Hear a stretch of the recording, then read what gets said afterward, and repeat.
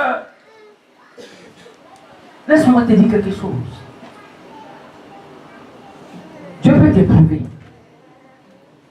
Dieu peut te donner des traverser des épreuves. Et pendant ces épreuves, Dieu peut tester ton degré de foi. Dieu peut tester ton degré de sa crainte, de ta crainte à son égard. Pendant ces épreuves, Dieu va tester pour voir si cette bénédiction que tu attends de lui n'est pas une bénédiction intéressée. Est-ce que cette bénédiction n'est pas une bénédiction intéressée? Je vais voir si à la vérité, ce n'est pas à cause de son enfant seulement qu'il est là et puis il est obéissant. Est-ce que ce n'est pas vraiment à cause de ce point-là? Je vais voir. Je vais lui donner et puis je vais faire exprès pour lui retirer ça. Et puis je vais lui reprendre ça. Et puis je vais voir comment il va réagir. Je vais voir si est-ce que en réalité, ce n'est pas à cause de l'enfant qu'il attendait. C'est pourquoi chaque fois que je lui dis de faire ça, et il le fait. Je vais voir, je vais lui dire de m'offrir même ce qu'il a de plus cher. De m'offrir ce qui fait sa joie en réalité. De m'offrir ce qui fait sa vie même. Je vais lui demander de m'offrir cette vie-là. Ce qui fait son existence. Je vais lui demander de m'offrir cela. Et je vais voir si la bénédiction que je lui ai donnée n'est pas intéressée. Ce qu'il attendait de moi, est-ce que ce n'est pas quelque chose qui était intéressé? Amen. Alléluia. Alléluia. Amen. Nous pouvons faire des choses dans cette traversée du désert. Nous pouvons vivre l'épreuve. Nous pouvons donner des vies de l'épreuve. Et comme Dieu, il va décider que cette épreuve-là, c'est encore rien. Il va voir que tu n'as pas encore atteint le niveau qu'il voulait. Il va comprendre qu'il va se dire non. À la vérité, le sacrifice même qu'il attend de lui, il n'a pas encore fait. À la vérité, ce que je veux voir, je n'ai pas encore vu. Il va me démontrer si ce qu'il attend de moi n'est pas une attente intéressée. Je vais toucher là où il va sentir véritablement sa vie en danger. Il va toucher là où il va sentir véritablement son existence en danger. Amen. Amen. Tu es jeune, tu as prié. Tu es intercellé. Tu as été éprouvé, persécuté. Parce que tu attendais un mari. Parce que tu attendais un voyage. Parce que tu attendais une élévation financière quelconque. Et Dieu dans sa grâce dit, tiens. Et le même Dieu va te s'élève. Il dit oui.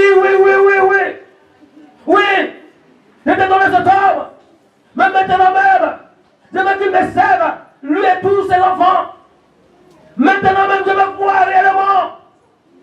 Je vais l'occuper. Il donnera même qu'une minute à dormir auprès de toi. Une minute sur 3 jours. 3 jours, il va dormir auprès de toi qu'une seule fois. Je vais voir si à la vérité, ce que tu attendais de moi n'est pas intéressé. Je vais comprendre. Si lorsqu'il va te demander de me sacrifier, ce que tu as le plus cher, ce que tu attendais de plus durant toute ta vie, quand il va te demander de me le sacrifier, il va voir si tu vas obéir. Sur cela, que tu vas recevoir l'approbation divine sur ta vie. Sans cela, que tu vas recevoir le cachet divin sur ta vie. À la vérité, je vous dis, frère, il fallait qu'Abraham obéisse automatiquement à ce que tu lui as demandé. Sans calcul. Si vous voulez voir effectivement Isaac vivre, je te dis la vérité. Si vous voulez voir cette bénédiction demeurer en éternité, il devait obéir instantanément à ce que Dieu lui a demandé. Et c'est ce qu'il a fait. Puisqu'il est tellement d'esprit, il a compris les choses de l'esprit. Alléluia. Je sais, s'il avait refusé, frère, quelqu'un matin me s'est réveillé, il peut lever son enfant. Moi, on reste sur sa latte. Oui. C'est comme ça qu'il fait. C'est comme ça qu'il fait. Il te donne. Et puis il va voir si ce que tu attendais là, si c'est intéressé.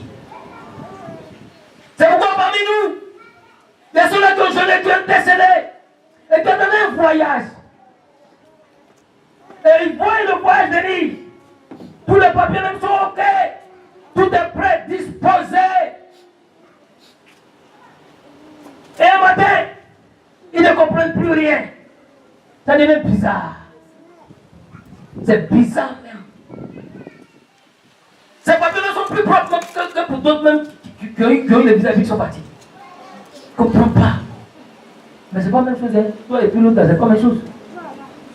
Toi, tu es enfant de Dieu, Dieu veut faire travailler avec toi. Ce n'est pas la même chose. Hein? Alléluia. Il ne comprend pas. Mais Seigneur, mais tous les papiers étaient prêts, mais on m'a tout envoyé depuis le nom, mais je ne comprends pas. Mais tu ne comprends pas quoi? C'est que tu comprends. Que Dieu agit comme ça. Il faut que tu nous montres que ce que tu attendais de lui n'est pas intéressé. Si tu demandes, livre-moi ce que tu attends, je t'avais dit, tu lui livres ça. Parce qu'on a été qui t'a donné. Est-ce qu'il t'a oublié de te donner? Et dis-moi ce qu'il t'a donné. Remets-moi ça. Oui, tiens. Oui, c'est. Prends. Abraham a obéi. À la vérité, c'était pour tester Abraham. Pour voir jusqu'à quel niveau Abraham avait vraiment la crainte de Dieu. Jusqu'à quel niveau Abraham peut se sacrifier. Frère! Et il a fait. Dieu a dit, voici maintenant, je sais que tu me crains. À la vérité, c'est ce jour-là. Ce jour-là, c'était le jour décisif. C'était l'heure décisive. Ce jour-là, c'était le jour de tous les défis de la vie d'Abraham. Qu'il accepte ou bien qu'il refuse. Frère, tu ne peux pas imaginer ce qu'il a vécu. 3 jours. Tu ne peux pas imaginer. Dieu nous soumet à des épreuves, c'est-à-dire qui dépassent ton entendement. Souvent, tu as l'impression que ce n'est pas Dieu. Mais si tu n'as pas de l'esprit, tu ne vas pas comprendre que c'est de Dieu. Tu ne peux pas imaginer ce que cet homme a vécu. Mais il a obéi. Il a obéi. C'était le jour de tous les défis d'Abraham. C'est ce jour-là que Dieu a déroulé le tapis de l'exaucement définitif sur la vie d'Abraham. Ça veut dire qu'il avait reçu cet exaucement. Ça veut dire qu'il avait vu cette bénédiction. Ça veut dire qu'il avait reçu cela. Mais pour que cette bénédiction demeure à l'éternité, pour que cette bénédiction soit pérennisée, c'était le jour des défis, ce jour-là. Sinon, il te donne. Et puis le lendemain, tu fais ça. Frère, tu vas sentir plus de mal que lorsque tu n'avais pas eu même. Je te dis la vérité. Tu vas dire même, c'était mieux même que tu ne m'as pas donné. C'était mieux que de me donner. Et puis, 2 jours après, tu ne comprends pas. Ce jour-là, c'était le jour de tous les défis d'Abraham. Devait-il accepter ou bien devait-il refuser le sacrifice? Dans les années de Christ demandait, est-ce que Jésus avait le choix? Il devait accepter que l'humanité soit sauvée ou bien refuser? 3 fois il a prié. 3 jours Abraham a marché. Est-ce que tu sais ce qu'il a eu à dire à Dieu? Pendant tous ces 3 jours, c'est de là il a supplié Dieu. Je t'en supplie, ne fais pas cela. Dieu dit, continue son chemin. Je t'en supplie, ne fais pas ça. Dieu dit, continue ton chemin.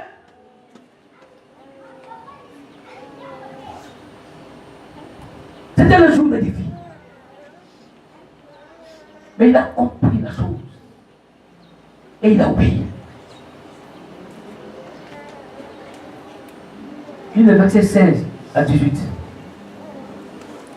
Verset 16 à 18. Et dit,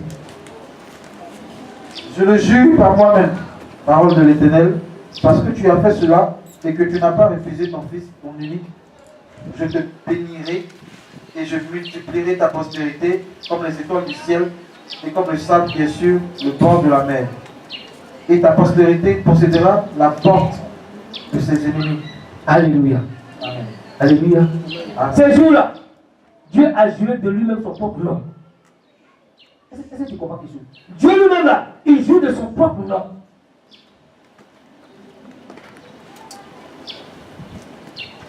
Il jure de son propre nom. Il dit, moi Dieu, je le jure. Au nom de moi-même l'éternel. te dire quoi? Pour te dire qu'en réalité, ce jour-là était le jour de tous les défis d'Abraham. C'est ce jour-là que la bénédiction d'Abraham a été véritablement sérénisée. La promesse que Dieu a faite sur sa vie, véritablement, a pris forme ce jour du sacrifice où il a obéi au sacrifice. Ce jour-là, c'était de se détacher, de se défaire de ce à quoi il était véritablement attaché, son fils unique. Ce jour-là, il a fait comprendre à Dieu, en réalité, cette bénédiction, je ne l'ai pas demandé de façon intéressée, mais je vais te demander, oh Dieu, que je te crains en réalité. C'est ce jour-là. Dieu même a juré de son propre nom pour dire ce que je t'ai promis prend véritablement forme d'éternité en éternité. Ce jour-là, c'était le jour de l'exaucement final. Il aurait désobéi, le plan de Dieu aurait changé. Il aurait désobéi, Dieu allait trouver un autre processus rapide. Il est très rapide pour ça. Il est très rapide pour ça. S'il est désobéi, non. C'est vite fait, bien fait. Alléluia. Est-ce que tu peux acclamer le Seigneur? Ce jour-là, Abraham a compris la chose. Et il l'a fait. Pour te donner de comprendre qu'en tant qu'enfant de Dieu, Dieu certainement veut voir dans ta vie le sacrifice ultime qu'il attend de toi. Quel est le sacrifice véritable? Tu peux toucher Dieu. C'est quel sacrifice en réalité que toi tu peux faire? Tu peux toucher le cœur de Dieu. Tout ce que tu as fait là, il dit oui, c'est bon, ça c'est bien. Tu fais, il dit oui, c'est bon, ça c'est bien. Il dit oui, c'est bon, ça c'est bien. Mais pour que Dieu te marque de son sceau, le sceau d'approbation, il y a toujours un sacrifice qui dépasse l'entendement. Alléluia. Amen. Amen. Et Dieu reconnaît ces véritables enfants de par la capacité à sacrifier eux-mêmes leur vie pour son œuvre. Frère, Daniel était dans l'épreuve, Daniel était dans les difficultés. Mais malgré la mort qui était venue se dresser devant Daniel. Daniel n'a jamais renié Dieu. Il n'a jamais dit, comme on veut le tuer, alors Seigneur, je ne te reconnais plus. Daniel est resté ferme, attaché au principe divin. On dit, oh, on va te jeter à la force au lion. Il dit oui, je suis tranquille. Et lui, il y a la mort qui est devant toi. Il dit, je suis tranquille. La Bible nous dit, Jésus en nous, la mort nous est un gain. La mort m'est un gain. Jésus en nous, la mort est un gain pour nous. Et nous savons ce qui est arrivé à la vie de Daniel. Il l'a jeté à la fosse au lion. Il est sorti victorieux. Parce qu'il n'a pas renié l'Éternel. Quel sacrifice tu peux faire? Tu peux vraiment donner à Dieu de marquer sur ta vie l'empreinte divine. Tu peux te donner un peu maintenant dans l'exaucement du deuxième temps. Ce sacrifice qui va te donner de voir les portes du second temps, qui est le temps de l'exaucement, le temps d'élévation, rentrer dans ta vie. Est-ce que tu as ce son de Dieu là? Quel est le sacrifice que tu as fait véritablement? Alléluia. Alléluia. Un jour, je vais partager ce témoignage avec l'évangéliste. Ça fait peut-être 30 fois que ces choses m'arrivaient. J'étais arrêté au feu de l'échangeur à la 2. Et puis je cherchais à partir pour continuer à aller voir un ami, un jeune prophète. Il était, je crois, aux enfants de 19 à 20 par là. Et voici un homme qui arrive. Un homme que moi je n'ai jamais croisé. Je ne sais même pas d'où il vient. Il arrive, et puis m'approche, dit, je sais que tu es un homme de Dieu. Il a commencé à rire. Il dit, oh, ça c'est mon père, il dit, oh, mais ça c'est un pérentin. C'est comment il vient par lancer les gens. Et puis, je voulais, en fait, j'ai cherché à l'éviter. Et puis, il me suivait, il dit, frère, je sais que tu es un homme de Dieu. Et puis, je me suis arrêté. J'ai vu que ça devenait sérieux. Il ne me lâchait pas, c'était un monsieur âgé, il était un peu avancé en âge. Et puis, je lui ai demandé, oui. Et puis, il a souri un peu. Comme pour lui dire, bon, c'est que tu dis, moi, je venais avec elle. Mais il a persisté. Il dit, j'étais de l'autre côté.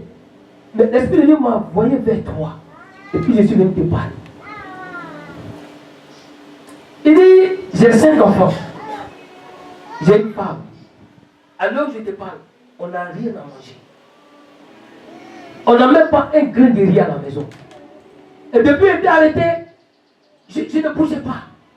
Mais quand je t'ai vu, l'Esprit de Dieu m'a conduit vers toi et dit, va, parle-lui. Ce jour-là, mon haut et puis mon bas, c'était 5 minutes. Et je devais aller à Yopougon. Et puis pour revenir encore à Lolo. Et il a commencé à dire, vraiment, si tu peux m'offrir un petit sac de riz. Il a commencé. J'ai fait les calculs dans mon esprit. Il dit, mais tout mon argent est parti. Mais si je dois t'offrir un sac de riz, mais je ne peux plus aller à Yopougon. Mais j'ai fait les calculs en tout cas. C'est la vérité, je vous dis. Ouais. J'étais là, et puis en même temps, quand Dieu m'a mis à cœur que c'était de lui, il fallait que j'obéisse automatiquement.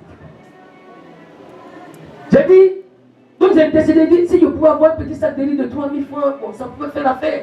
On est allé dans une boutique à côté, un Montanien. Quand on a demandé le prix, un petit sac de riz, c'est pas, on est quoi là?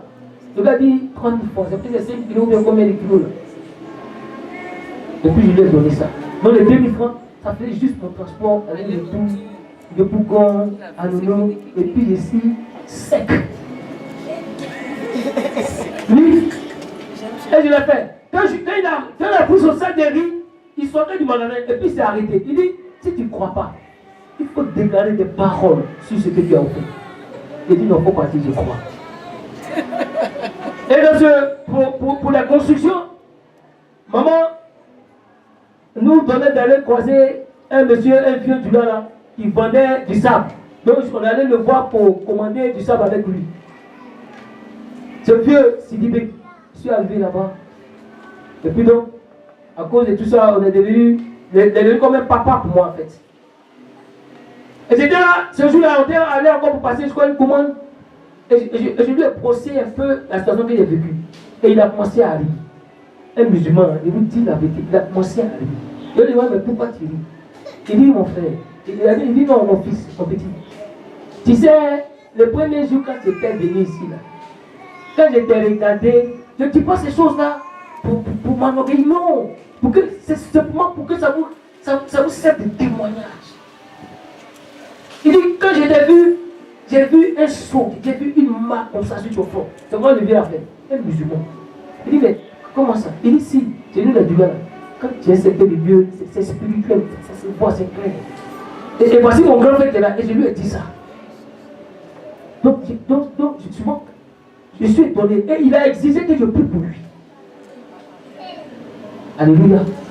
Et que j'ai lu, c'est tout moi, il dit, ta femme et tes enfants n'auront jamais honte. Jamais la nourriture ne va manquer dans ta maison. Ta femme et tes enfants, ils n'auront jamais honte. Ce que tu as fait, regarde, le miracle que tu as fait dans ta vie, ça va te passer ton entendement. Et puis il me disait, en réalité, je devais te dire ça depuis longtemps. Mais j'hésitais. Donc c'est Dieu qui a permis que tu viennes me rendre ce témoignage-là. Donc tu veux voir quel est le sacrifice qu'elle va donner à Dieu de déposer son approbation sur ta vie, la marque de son approbation. Alléluia. Ça veut dire que tu as fait tu as eu à vivre certaines épreuves. Mais tu estimes que ce n'est pas encore ça. Il veut que tu montes encore l'adoration. Il veut que le sacrifice qu'il attend de toi, ce n'est pas encore atteint. Ce n'est pas encore le niveau. Parce qu'il va aller dans une autre dimension avec toi. Parce que dans cette traversée du désert, il y a beaucoup de choses que Dieu a fait dans ta vie. Pour ne pas avoir maladie. Il t'a transformé, il t'a façonné. Il a dépouillé de ton corps tout ce qui est orgueil. Et Dieu tu vas le faire. Parce que ça ne t'empêchait d'avancer. Il a dépouillé de toi tout ce qui était suffisance. Il a dépouillé de toi tout ce qui était colère, nervosité. Il t'a donné de te séparer. Parce que tant que ce n'est pas fait, frère, le deuxième temps ne peut pas s'accomplir dans ta vie. Oui, tant qu'il n'y a pas de séparation, tant que tu ne te débrouilles pas de ce que Dieu veut que tu te débrouilles, tu ne peux pas voir le deuxième temps. Alléluia. Amen.